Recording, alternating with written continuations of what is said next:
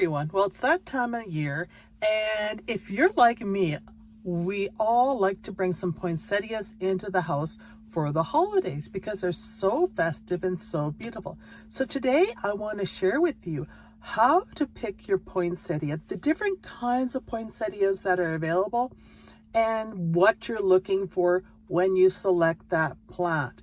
And then later on we'll talk about the care of the plants, and you can decide if you want to treat it as a seasonal plant, enjoy it while it's in bloom and get rid of it, or if you want to try to carry it over and take it out into the garden in the summer, bring it in and take your chance on trying to bring it back into bloom again.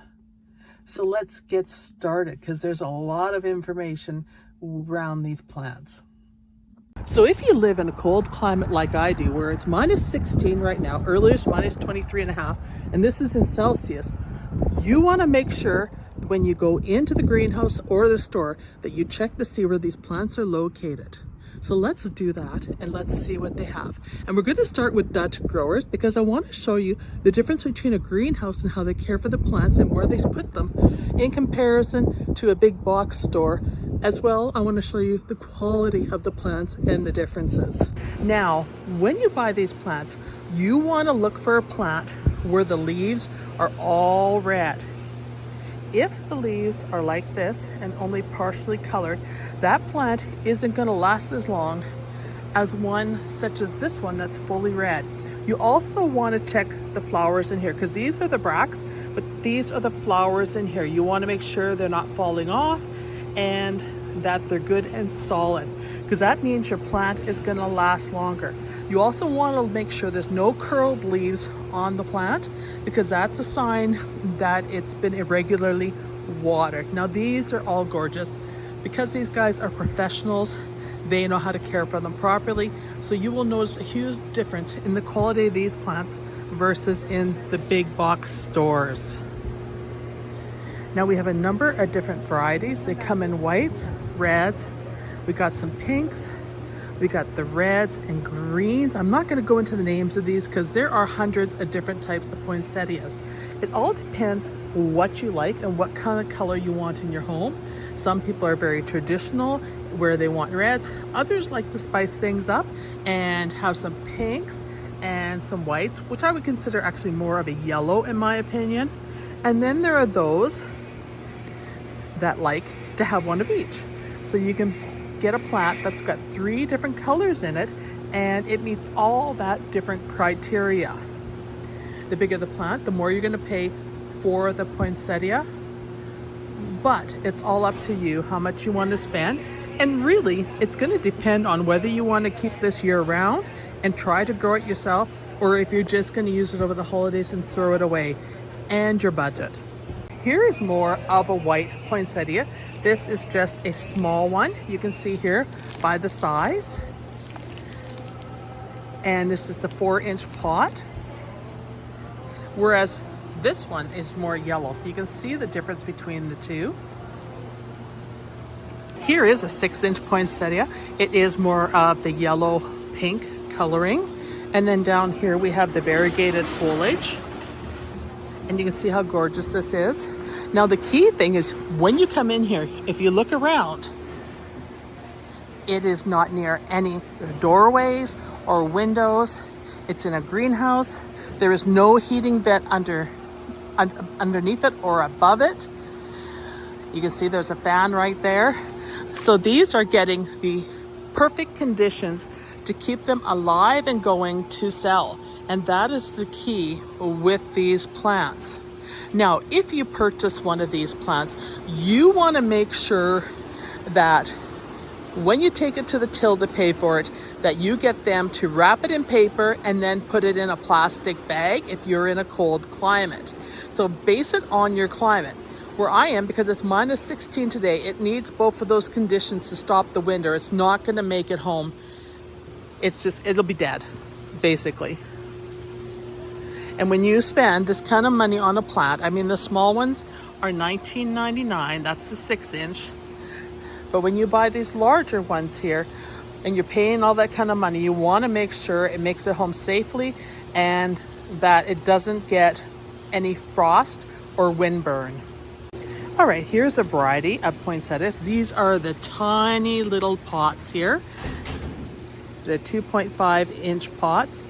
And you can see here, they are cute. These are perfect for doing arrangements if you want to do that. Like miniature arrangements, they're perfect for just a statement. And this is where you can see some of the bright pink colors, which is my favorite, just gorgeous. These are ones that when you get them home, you're going to want to make sure you don't let them dry out because they are so small, they dry out fast, and keep them in an area where they aren't in a draft. So if you have them by a window and you live in a cold climate, don't let it touch the window or be too close because you don't want it to get a draft, especially if you have drafty windows. Now, the staff just informed me they have a new poinsettia here. This is the Mickey Mouse poinsettia. Look at the colors and the shape of the leaves, or we say the bracts. You can see they're round like this. Very little. And I'm just going to show you all the different types here. This is a mixture here. So we have a few different ones in this mix. Our traditional red. And we'll just go around the post here. There is your variegated. These are the 4-inch pots. These are a brilliant lime green. I think these are spectacular. I mean, look at that color. These are $19.99, and I just think that's stunning. If you compare it to the yellow, this is very limey. And of course, you have your usual. You have your jingle bells in here. Another one I like that you don't see very often is this beautiful pink.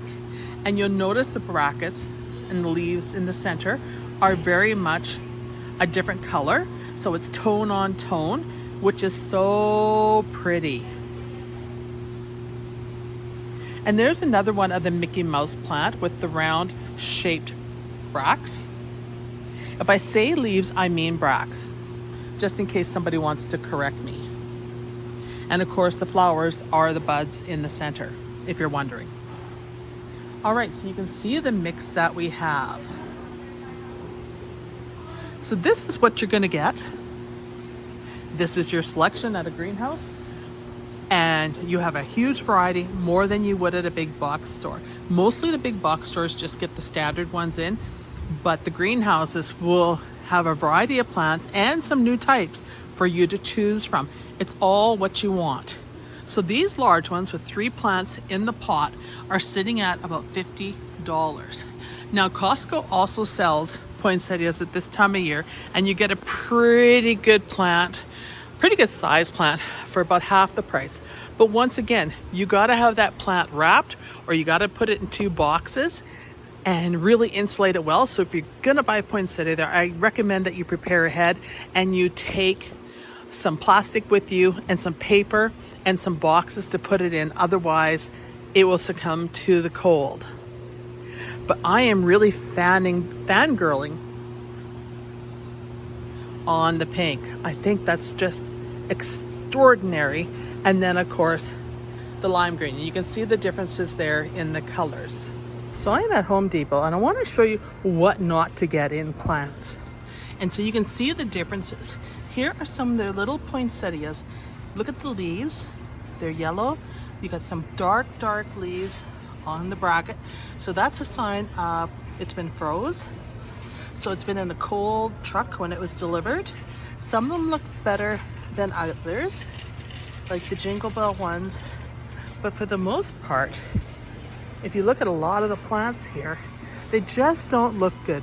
So you want to avoid that, even though the price is really good at $5.98, and the little ones at Dutch Growers are $7.99. If you want a plant to last, you're going to go with the one, in my opinion, that is the healthiest. Now I'm just pulling these out so you can look and see them closer. The Jingle Bell ones don't look too bad here. You can see the leaves. They definitely have taken some cold. Here are the larger plants. We're seeing some of the leaves are starting to twist a little bit. You can see here, that's not too bad. But you want to really watch these and pull them down and have a good look at them. Look under the leaves as well. This one is looking pretty good. A little bit of damage to the leaves. This one, the Jingle Bell, this one looks actually really good. I don't see any bugs under the leaves, and you want to check for that. You want to make sure there's no cobwebs or anything or mealybug on them. Everything looks really good on this one. So this one is a keeper. So just go through your plants and double check them before you take them home. The bigger ones are harder to check, so just take your time. I want to show you something I just spotted on this plant, and you're going to want to watch for it.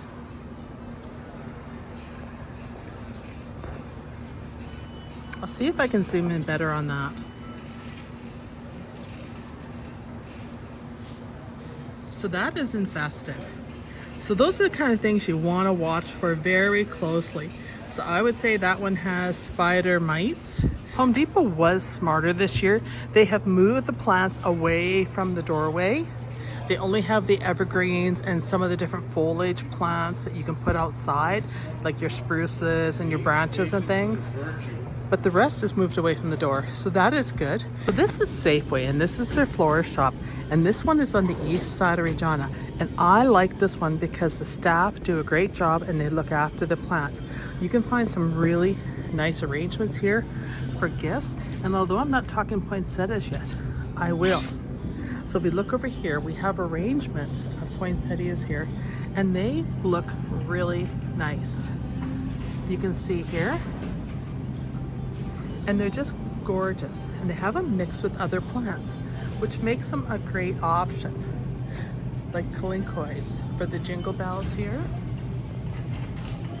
So I really like coming here and looking for them, and you can find some great plants here because the staff know how to care for them. From a price perspective, you're gonna pay more than you would at a Home Depot of the world, but you're gonna get a nice arrangement with it. So like for this one, you've got 3 plants in it. You're paying $19.99.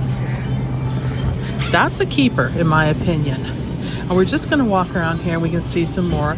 They have the frosty ferns in and lots of poinsettias. You can see here, nice groupings of them. They all look really good. And these are $5.99. They're a 4-inch pot. So that's a good buy. And over here we have larger ones at $14.99. And I'm just gonna go through this so you can see what they have. This one is $32.99. The problem is not all the bracts have colored up, but it's really a pretty arrangement. So how do we care for our poinsettias once we get them home? Well, for the first about 4 months, you're just gonna enjoy them as is. You're gonna keep them well watered. Don't let them dry out. You wanna stick your finger in the pot like this, and if you water from the bottom, and make sure that they're wet a good inch down. If it's drier than that, further down, then you're going to want to water them and soak them from the bottom. You're going to watch them for pests and use an insecticidal soap on them if you see any pests, and just remove any leaves that may be curling or drying out. It's not abnormal to have the tips of a poinsettia leaf get a little bit of brown on it from dryness, especially in a climate like mine where it's winter and we have forced air. So houses can be very dry. Once you hit about April time frame, you can cut them back 1/3 to 1/2, and then you'd want to repot these plants because by then they need a bigger pot. You need to go at least an inch, 1.5 inches up, especially if you plan on putting it outside.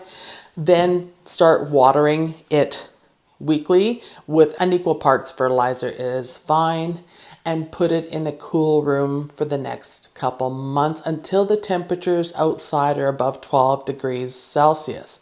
Then at that point, you can take these plants if you like and put them outside. Just don't let them dry out. And misting them would be a good thing depending on your climate. Now they like sun, but they don't like bright, direct sun. So they like indirect sun. because like in my climate, it gets very hot and very dry. So you don't want to dry them out or you won't have a plant left. So be aware of that and check the moisture content on them and make sure they stay moist and probably out of the wind if you live in a windy zone like I do, because these plants are they're sturdy, because in the hot climates they're trees, like in Hawaii and Cuba, Mexico, they're actually trees. But in our climate, they don't usually become trees. So I find their stems are a little more fragile. So you want to stake them and make sure that they're fastened to a stake if you live in a windy zone, just to protect them so that you don't snap the branches.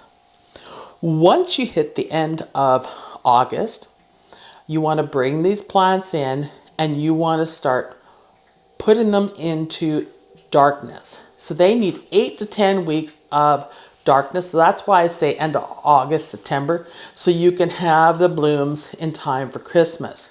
I mean, it's November right now, and you can see these are all in bloom. So that means about 10 weeks ago, the greenhouses had put these into total darkness for the good, I would say 12 to 15 hours a day. And when I mean total darkness, you can't even have a crack of light come through a doorway.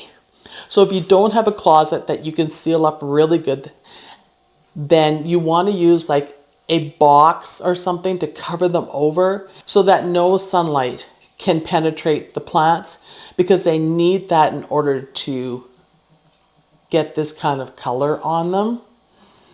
And you will notice like some of these plants aren't fully colored up, but they're pretty good.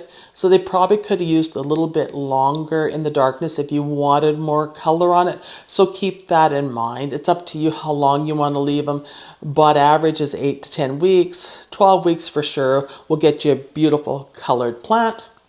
And then once it's done that, you bring it back out and you treat it like you do for the holidays. Once again, by keeping it good and moist. You stop fertilizing when it gets this color on it, because when it goes into a closet, you want the darkness so it doesn't need the fertilizer anymore. And enjoy the plant again.